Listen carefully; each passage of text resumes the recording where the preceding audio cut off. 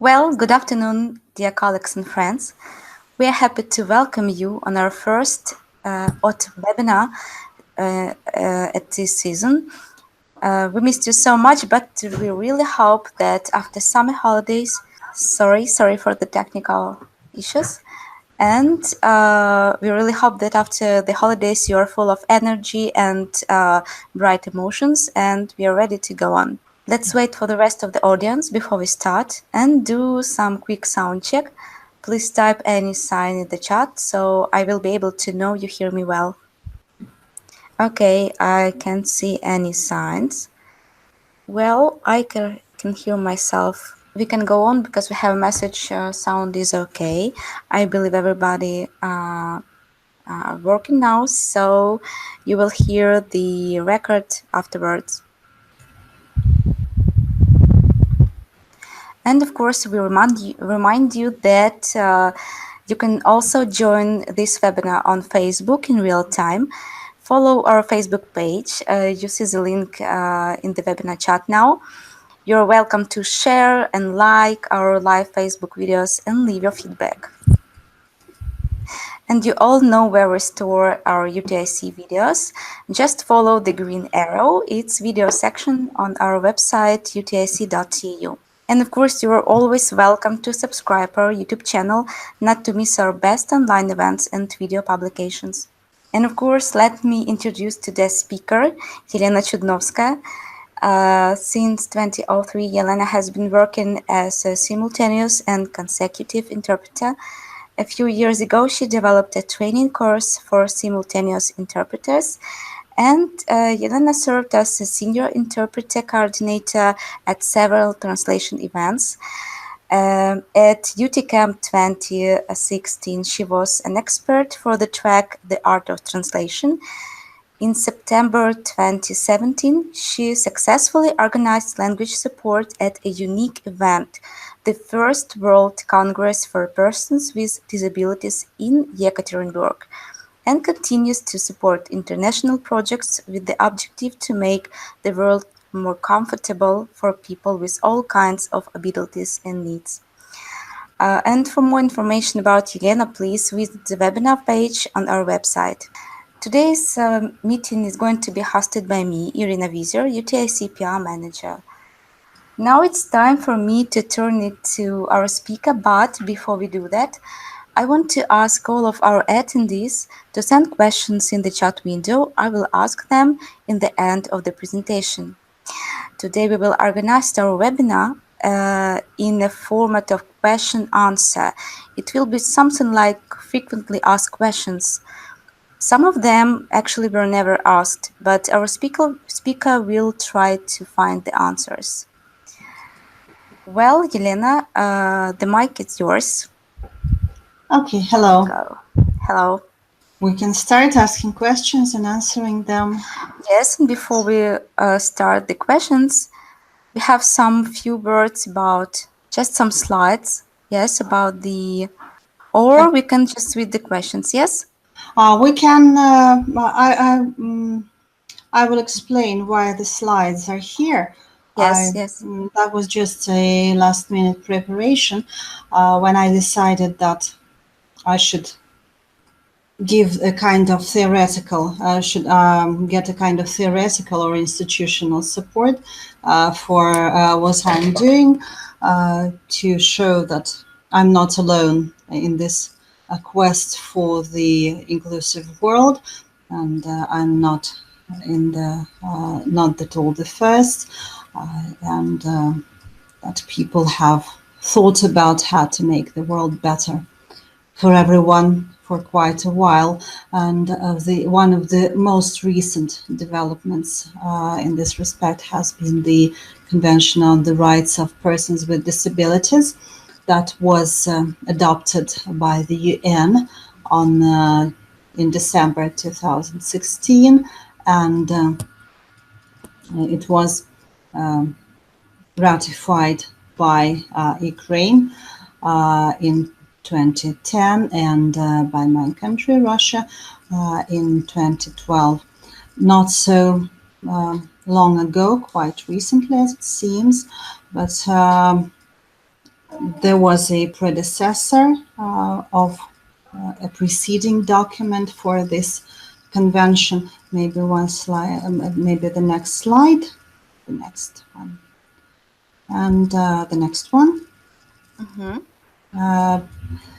As we can see, the words that can be found in the very beginning of the Convention of the Rights of Persons with Disabilities can also be found in a far earlier document, the Universal Declaration of Human Rights, actually one of the first documents to be adopted by the United Nations. And these are the two pillars on which the social work, the work with people with disabilities and for people with disabilities and of people with disabilities is or should be based around the world. So just a reminder. And that's the preamble that I decided to cite to show what it starts with and what the main words are. And the words in bold, I specifically emphasize them for answering one of the questions that will follow a little bit later: physical, mental, intellectual, or sensory impairments, which in interaction with various barriers may hinder full and effective participation in society on equal basis. So impairments and barriers, these are the words that should be remembered for later. So we can switch to questions, right? Yeah. And the first question is, what was the personal story, or why did you decide to start working with inclusive topics? Yeah, right. So we go from the macro level, from the level of the conventions and international instruments, to the micro level, so to say, to the personal story behind. Of course, if you come to work with people with disabilities, you have to have something inside you to sound like a calling, to sound like a trigger for these events. And I can say that there have been several triggers and several steps before this switch in my career, so to say.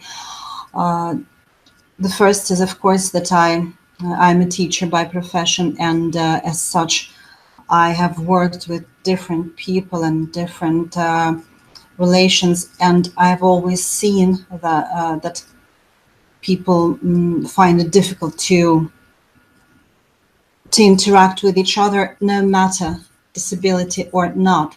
And I've always asked myself one question: how can we change this? How can we remove the relations barriers for all people, for all, in my case, actors in the process of teaching, and on a broader scale for all people in the world? And that's not an exaggeration. I've been interested in such matters since I was a child. Then later, a more direct connection is a personal crisis that I was going through in maybe 2012, 2013.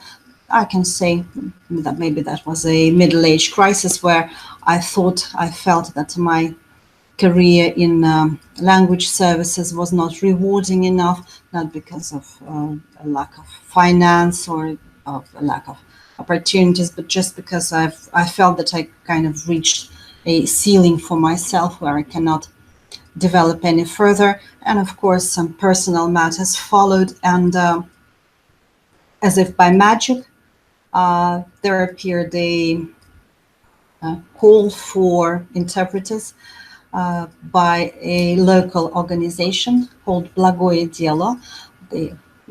We can translate it as a good deed. They were asking for volunteers to help them translate some documents for the training center that they were organizing for social workers and supporting professionals.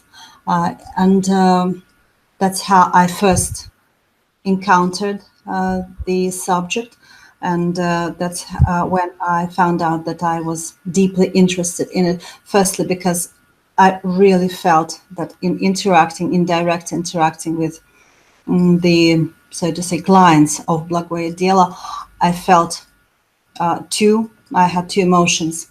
One was fear, and the other was curiosity.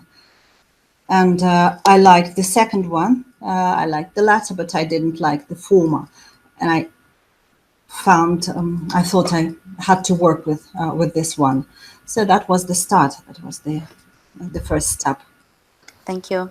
Thank you. And the next question. The next question is, tell us about your experience in translation and interpreting for inclusive events in society that, as some say, is not ready to be inclusive for now. Of course, the first step was only the first step, and next ones followed. I translated the constituent documents, the statutory documents of Blagoye Dela for their license for training, and I decided that I wanted to both continue with this assistance, and I wanted to use the opportunity to learn more about this world of social help, of the ways of working with people with disabilities.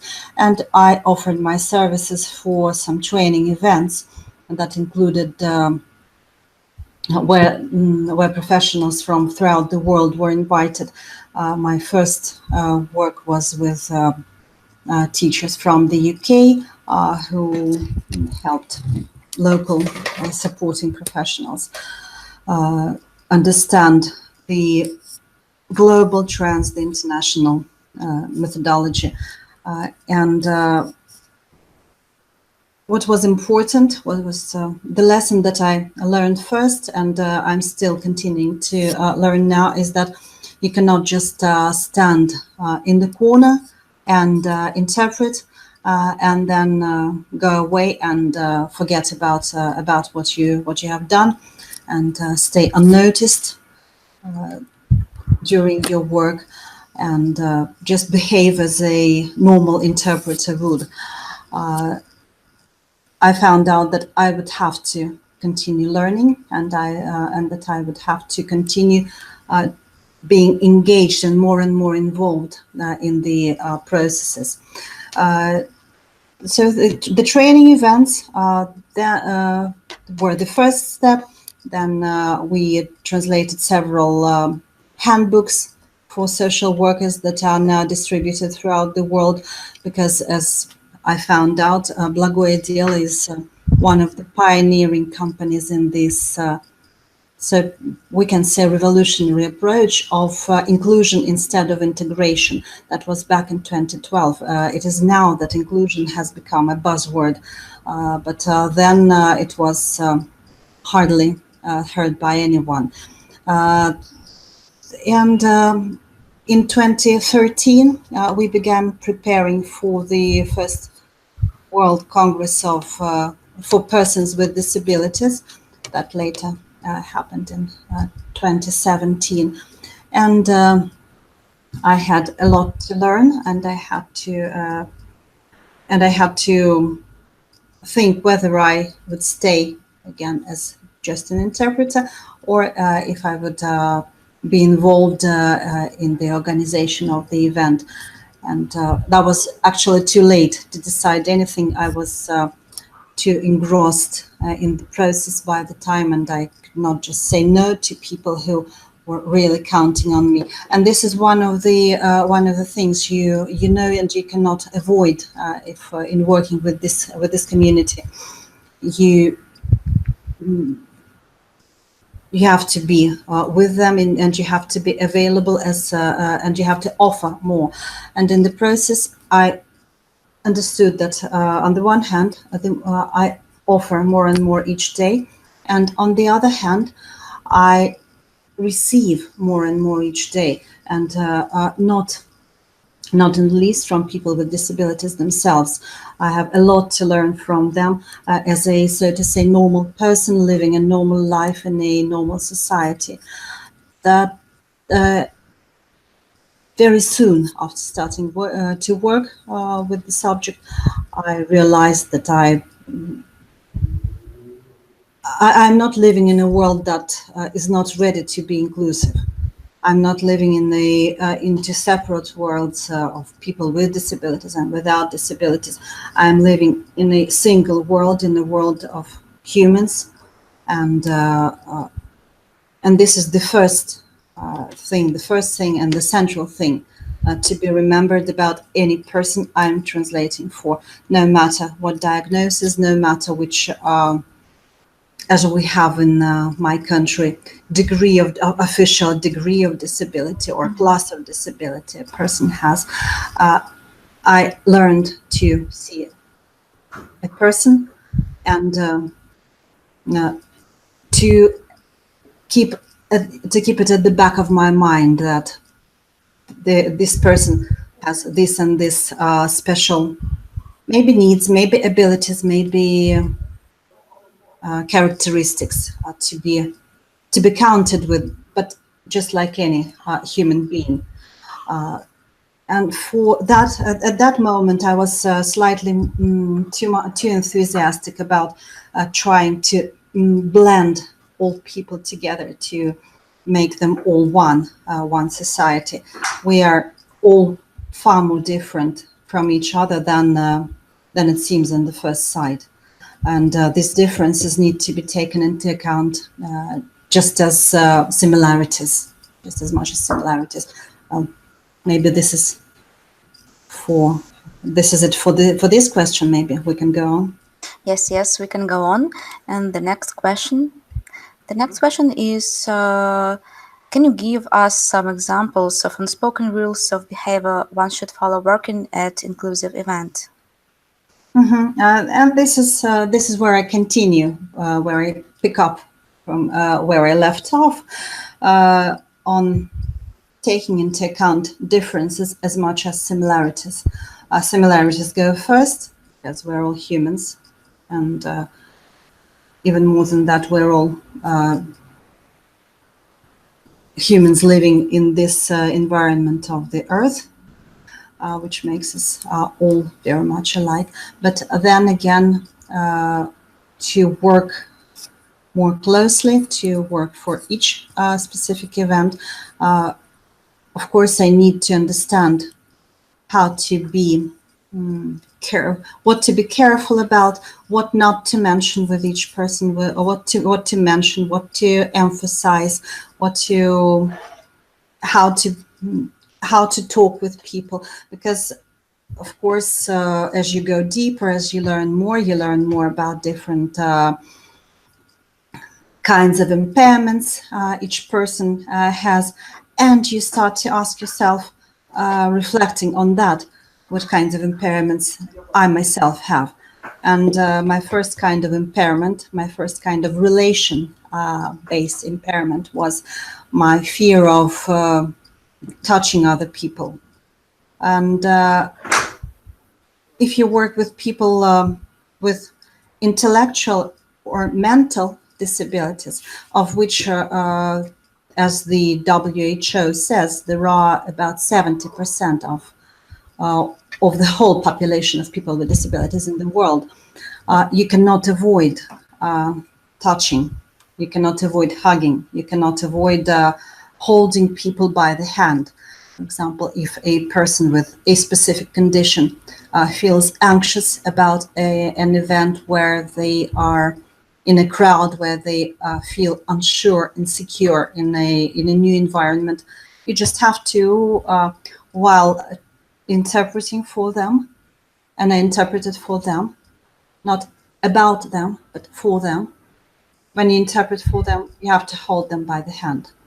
And that's the only way you can really make contact and understand each other, and make sure that this person understands others as well. If you work with people with, let's give several versions of the term, like visually challenged, people with visual impairments, people with visual handicaps. There is a whole set of terms to describe each condition by now, now that we are trying to be more respectful to each other. So if you are working with such people, and I've worked at several events organized by a local society for the blind, society for the visually impaired, called the White Cane. I will later provide links to websites of both organizations, of both of these organizations, and websites of maybe other organizations to those who are interested in exploring the subject further.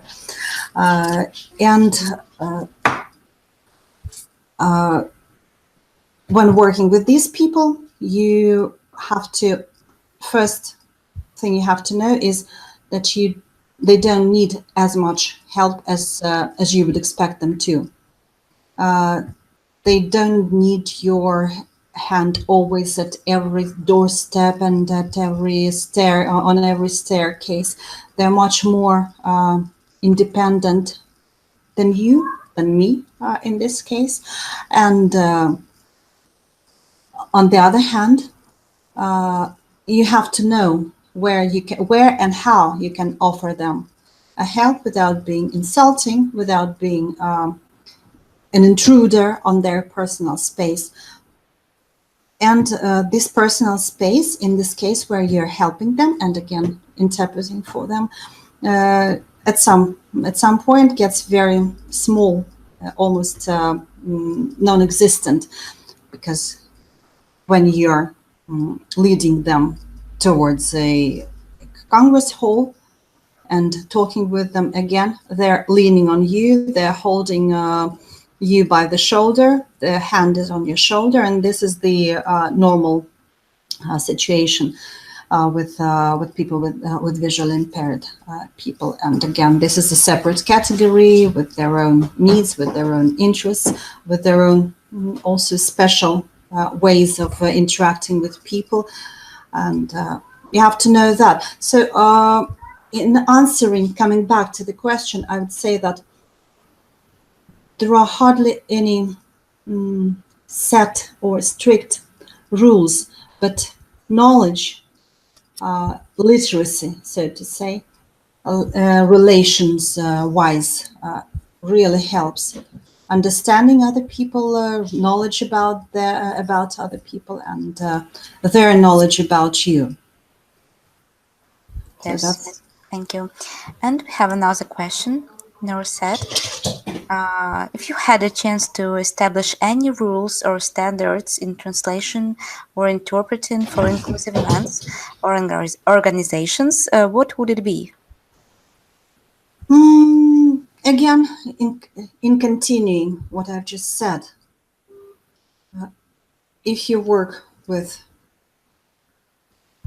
inclusive organizations, if you work in an inclusive world, if you work for an inclusive society, make sure you know your client, make sure you know who you're working with, and don't be afraid to ask questions. So far, I would say that maybe each event would have its own set of rules. Maybe it's not so easy to work out a comprehensive set of rules for working with all groups and with all events like this. But of course, there's always this main central document you can go to, you can turn to if you have doubts of how to interact with people with disabilities. Just go and read that convention. Go and talk with the disability side of your audience. Talk using any kind of language that is available to you and that is available to them. Find intermediaries that will help you understand each other. And don't be afraid if you don't understand each other if you don't understand each other immediately, because depending on the situation in each country, the gap between different categories of people can be bigger or greater or smaller, and misunderstandings can happen. In my country, when we were getting ready for this World Congress, we were overcoming through so many obstacles, so many barriers. If we remember my quote, the phrase I quoted in the preamble to the convention, so overcoming barriers would be the main standard and the main rule. Okay, thank you. And have another question. It's quite tricky. Tell us about terms you should never use working with inclusive topics. Yeah, that seems to be the hottest Yes. issue, the hottest question. As I learned from my personal experience, it's not that. Now, I have a totally inclusive atmosphere here in this room because my two cats are running around and making quite a fuss behind me, distracting me from the main topic. Maybe if they jump on the table, then be surprised. Well, the terms. I can write a dissertation on that because I've asked so many questions about that to different people on different sites and different groups, and I've read so much about that, and I've thought so much about that. I know that each country, again, depending on the language, depending on the rules of speech, has its own opinion on which words to use. And for now, the main word to use with all categories in English is people with disabilities, just like the UN Convention says. In Russian, we have tried to use the same word combination, even though in the convention itself, the words are not translated as a phrase, but they're translated as one word. In some languages, you will hear the same translation, invalid, but the problem with the so to say outer circle to the which is outside of the disability community, the problem is that we don't like this word. We feel that it's not respectful even as such, and that even when we say people with disability, it's not respectful enough. And this is true because this is how we continue to separate different categories of the society. For example, if you are talking with someone who has kidney problems, you don't write about them in an article. A girl with kidney problems just graduated from university and became a professor. If you're talking about someone who has frequent headaches, you don't say a man with frequent headaches has just become president of a big company. And in quite the same way, several steps later, several decades or several years later, I really hope that we will first say, like maybe Mary Johnson graduated from a college. And when we talk with Mary Johnson and when we interview Mary Johnson, we find out that she has Down syndrome.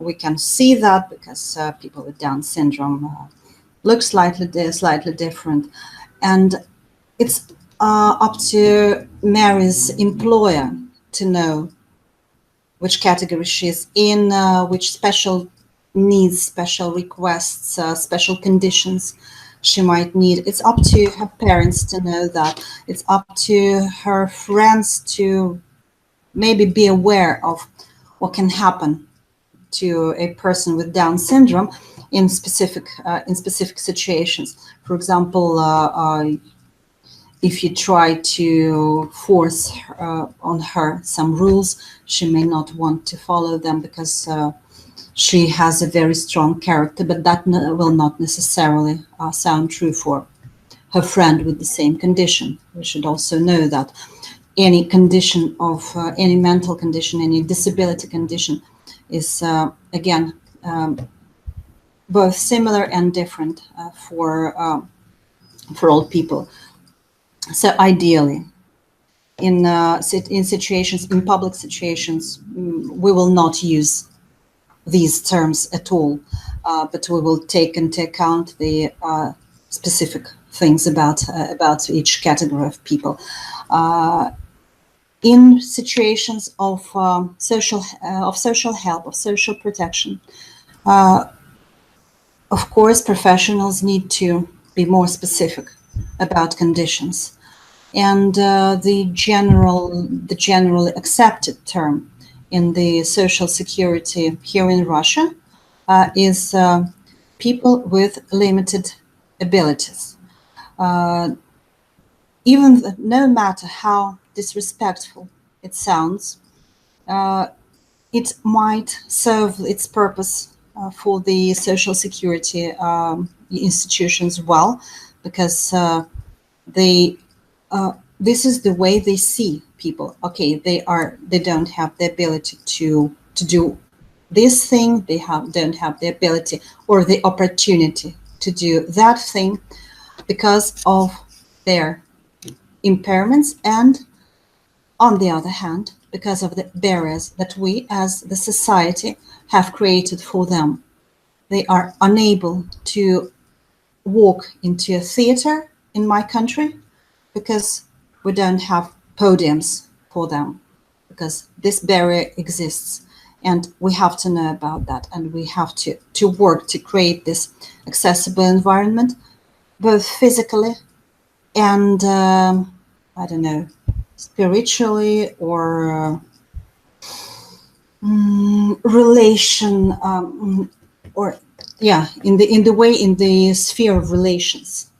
So removing barriers will help remove the need for special terms in general situations, and the terms will remain in medical situations, in social security situations, where they might still be needed, just as my physician will need to know about my kidney problems. That's what I think. So we should stop saying disability or limited ability, yes, and maybe saying like different kind of ability. Within the society, we should better stop using all those words about limited. Within the society, we should better start seeing each particular person as they are, with all their problems, with all their challenges, and with all their abilities. Again, I've mentioned the the organization White Cane, and its president, Oleg Kolpashchikov, has coined a term which is called extrability. So instead of when a person loses or is deprived of some abilities at birth, they compensate for that with extra abilities. I like this word, and we can use this word.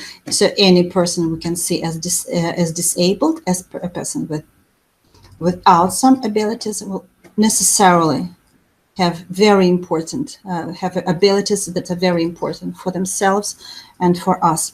And let's leave the terms, let's leave the categories, let's leave the classes of disabilities to to medical professionals who, of course, help with medical conditions, and to psychologists who help with psychological, with mental conditions. But they, of course, need to know the differences. They, of course, need to know the issues. But they know my issues. They should know the issues of Mary Johnson with Down syndrome, and they should know the issues of everyone else, because they're professionals, and that's up to them to describe, to find out terms, and to learn to use them within their professional community. Okay, understood. And what about standards in Russian and in English as for now? So please, just a few words about disability. Is it still using in English? I can see it's still using, and in Russian, of course. It is still used, and as I say, we just kind of planted the words as they are in English into Russian. We say people with disabilities, but in the Russian way, люди с инвалидностью.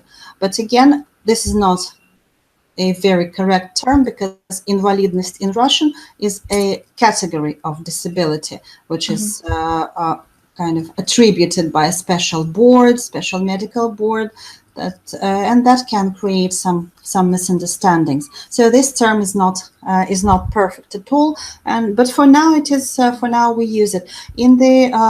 That's for the medical field. For the social security field, they use the word limited abilities. And no matter how disrespectful it sounds, all the documents are still built around this term. And unfortunately, we cannot just stop using it immediately, because it takes time to uproot it, to eradicate it from all the documents and from the everyday usage of professionals. And the paradoxical thing is that when we were organizing this Congress in 2017, and the Congress was actually attended by about 1,000 people with different kinds of, with and without disabilities, it was for now it is maybe one of the most inclusive events in the world. So for this event, when we were inviting people, when we were writing up visa applications for them and getting into my countries, it's not a very easy process. You have to use those procedures. So when we were writing the visa applications for them, we had to describe them using the term applied by social workers. So we had to call this Congress for local use. We had to call this Congress the Congress of Persons with Limited Abilities. We hated it. God only knows how much we hated this term and how we avoided using it between ourselves. But the official name had to sound like this for us to meet all the requirements, and for officials not to start asking questions about why are all these people coming to you, why are they visiting this country, and what are we to do with them, and why do they need any help, why do they need volunteers in the airport, why do they need like 50 wheelchairs for the concert hall where the opening ceremony will take place.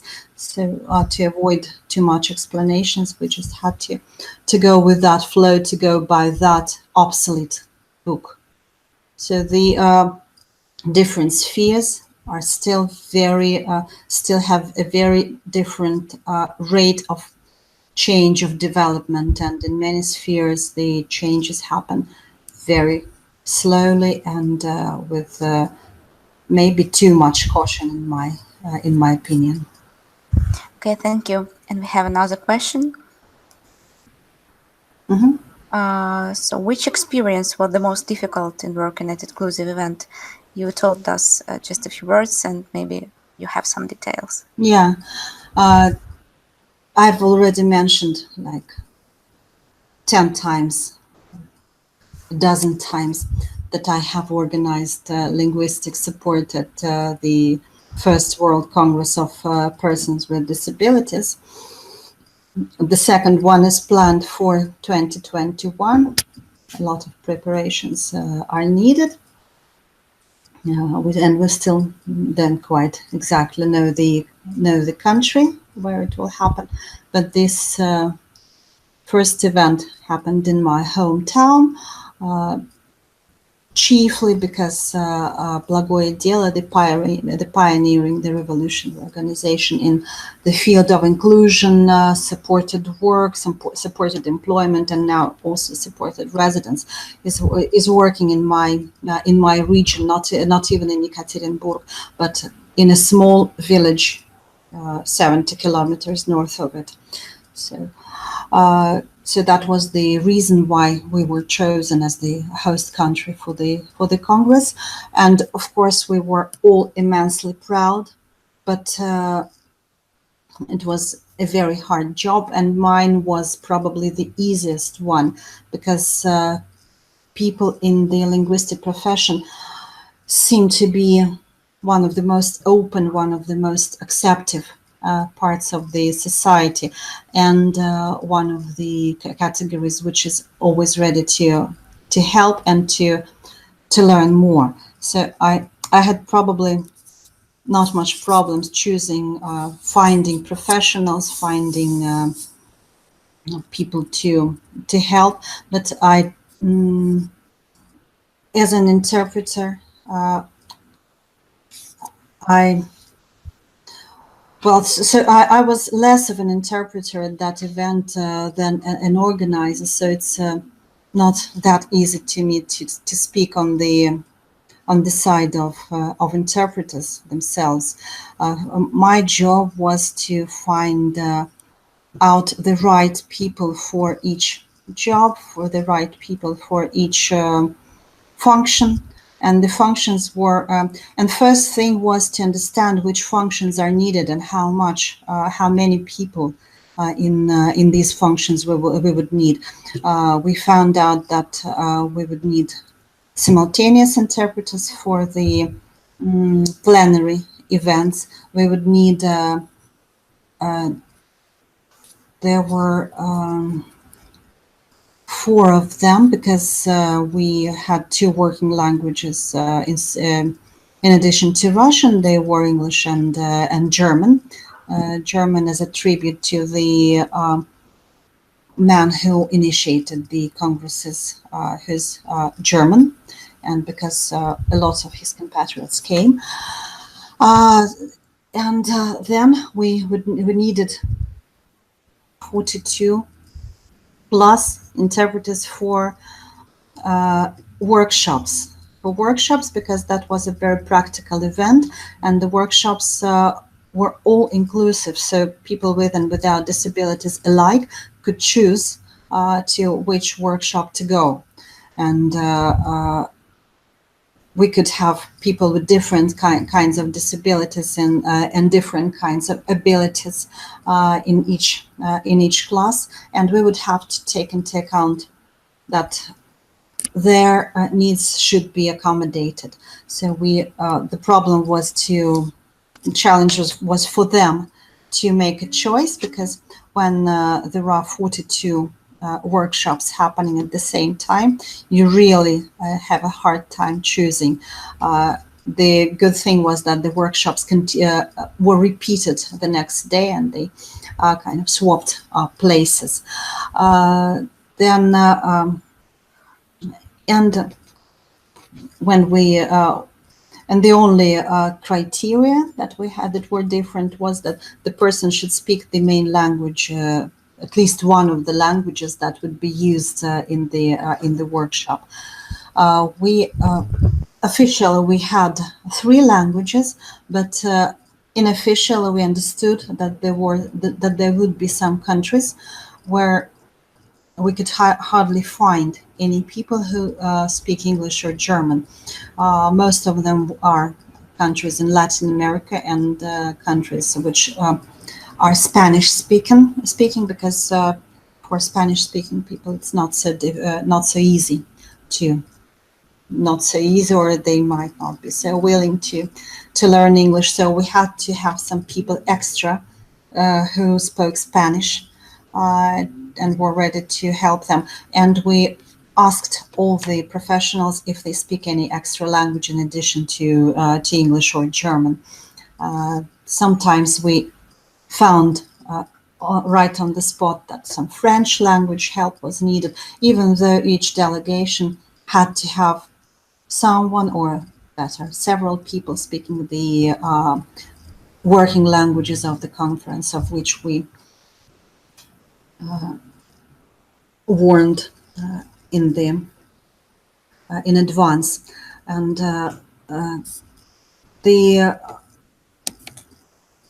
the difficulties that was maybe what I remember as the most difficult. The difficulty for the people to choose, and the difficulty for us to make sure that all the language needs of those people were accommodated. But after these two categories, we also understood that we would need some people, some assistance in the airport and in the hotels, who would also, some of which would also need to speak the language. We divided the whole flow of people into two parts. About 400 people were from inside Russia, and the rest came from all over the world.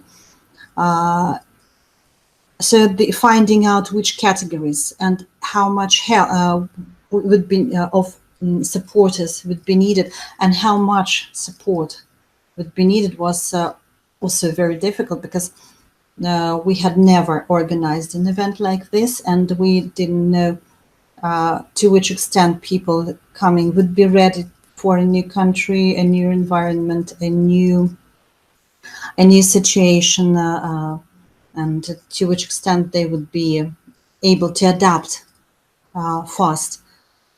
But and we found out that actually support as such, help, everyday help, was needed much less than we expected. That it was needed maybe in half of the the cases that we expected, and that was again what would need to be taken into account later for the next events. Thank you. And another question is, did you have any experience in organizing a sign language translation? That could have been yet another big challenge, but it proved not to be, because we were, so to say, lucky not to have too many, not to have any people who would need translation into sign languages in English or in German, because we didn't have any sign language interpreters, any international sign language interpreters available. We have good sign language interpreters for our local society of audially impaired, of audially challenged people, and they helped us, and they immediately understood their function, and they worked at all the plenary events, and again at in the other events we had to limit their participation, and people just helped each other, because some of the people knew the sign language and knew the and could use our audio language, and they were helping each other. So that kind of sorted itself, but that was a very thin ice. That was that could have been a big challenge, and that could have been a big failure, because in fact we really don't have this institute of sign language interpreters, and especially international sign language interpreters. They can be counted like by the There are very few of them. Yes, yes, understood. Thank you. And we have another big question.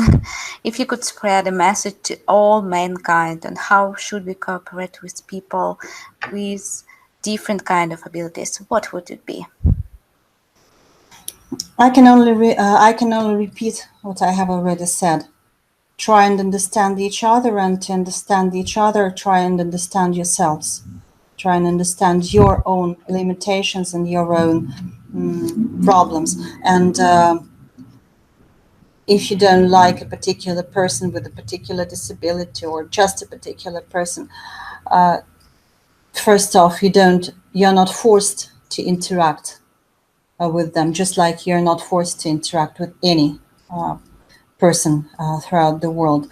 And if you have to, if you want to, then just learn more about each other. And it's important that to understand that while in my generation we still find it challenging sometimes to interact in my generation, and in many of the well, maybe less developed countries, we find it challenging. In more developed countries, in more advanced countries, this is becoming just a normal part of everyday life. And for the younger generations, because of education, because of a lot of literature, because of a lot of information available, is becoming less and less of a challenge, and we can understand that humanity can adapt, humanity can change, and humanity can become more, so to say, humane to each other. Okay, thank you. And the last question for today is what plans do you have in working for inclusive organization or events? Well, right now I'm working for another international project between Norway, Armenia, Kyrgyzstan, and my country. My country only in the supporting role. It is called Building Bridges, and as I've already said, education is key. So the new approach to educating social workers and supporting professionals is very badly needed, and the exchange of experience and exchange of ideas is very badly needed, and that's the focus of this international project. So this is what I'm working on in for right now, and this is yet another side, yet another angle, and that's interesting to look at this from this perspective, and to see how many enthusiastic and good and progressive teachers, professors we have in this sphere. So we do have hope. Okay, thank you, Elena. That's all questions for today. Well, actually, as for me, I had a lot of big questions for me personally to think about and to ask myself. We thank you for today's webinar, and it's always a great pleasure to work with you. And we really hope you can join us at our UTIC 2019 next year. So can we see you next year, right? I really hope that it will Yes. happen. Thank you, and goodbye for now. But I have several messages. So Okay, so for I disconnect, and it's goodbye, and thank you. Thank you, Elena. So see ya. As for our next webinar, we will have it it will take place on September 20th. This time we will talk to Alessandro Martelli about transcreation and how to hone your skills. Join us and ask Alessandro about creative translation in person. And I have another message. If you started planning your autumn conference activities, we highly recommend to visit the second Belarusian Translation Forum. It will take place on September 29th in Minsk. This forum gathered more than 120 people, colleagues from Belarus, Ukraine, and Russia, and will make a great place for knowledge exchange and networking. To know more, just search the hashtag you see on this slide and visit the event website. To know how to stay in touch with us, find us on social media. We always list them on our video descriptions. And of course, we would like to thank our UTIC Camp 2019 and UTIC webinar sponsors. Our platinum sponsor is Language Solutions Pro, and the gold sponsor is Logos Global. We appreciate their support, and we are glad to meet our standing partners in our sponsors team. We also kindly ask you to give some feedback. Here is a form to let us know your opinion about this webinar. We don't say goodbye, as we will already meet you soon. See you on September 20th.